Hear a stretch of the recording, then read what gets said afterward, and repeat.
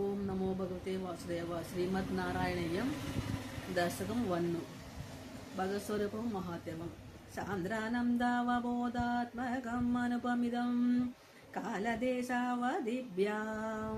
निर्मुक्तं नित्यमुक्तं निर्मशतसहस्रेण निर्भास्यमानम् अस्पष्टं दुष्टमात्रे पुनर्गुरुपुरुषादात्मकं ब्रह्मतत्त्वं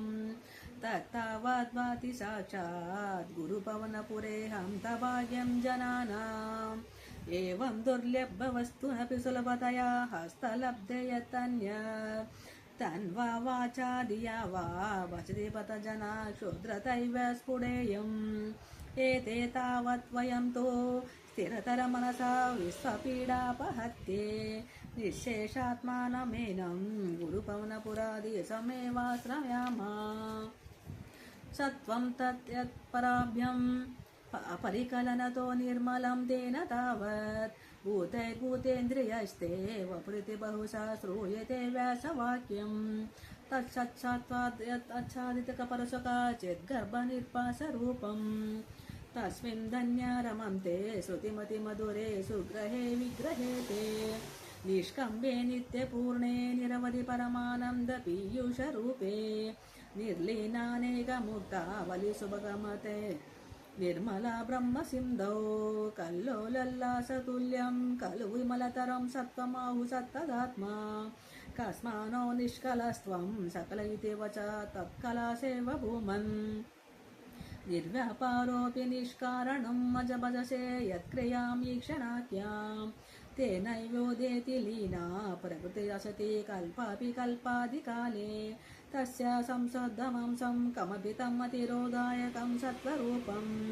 सत्त्वं धृत्वा ददासि स्वमहिमा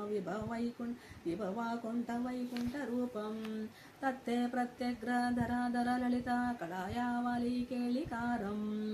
लावण्यसैकसारं श्रुतिजनदृशां पुण्यपुण्णावतारं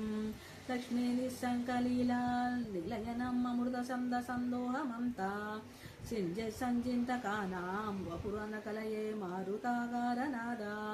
कष्टाते सृष्टिचेष्टा बहुतरा भवकेदावः जीवभाजाम् इत्येवं पूर्णमालोचितमजितमया नैव मादाभिजाने नो चेत् जीवा कथं वा मधुरतरमिदं तत् अपुच्छिद्रचित्रशास्त्रम् नेत्रैः स्तोत्रैः च पीत्वा परमरसा सुगं बोधिपूरे रमेरन् नाम्राणां सन्निधत्ते सततमपि पुरस्तैरानभ्यर्थनापि अर्थान् कामान् अजस्रं वितरसि परमानन्दसान्द्रं गतिं च इत्थं निःशेषलब्धो निरवधिकफला पारिजातो हरे त्वं शूद्रं तं चक्रवाणी द्रमाभिलषति व्यर्थमर्धो व्रजयम्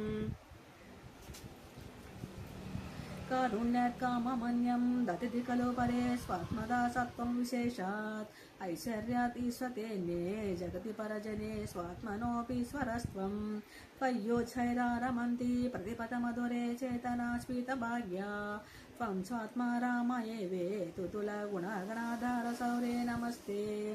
ऐश्वर्यं शङ्कराद्विसरविनियमनं विश्वतेजोहराणाम्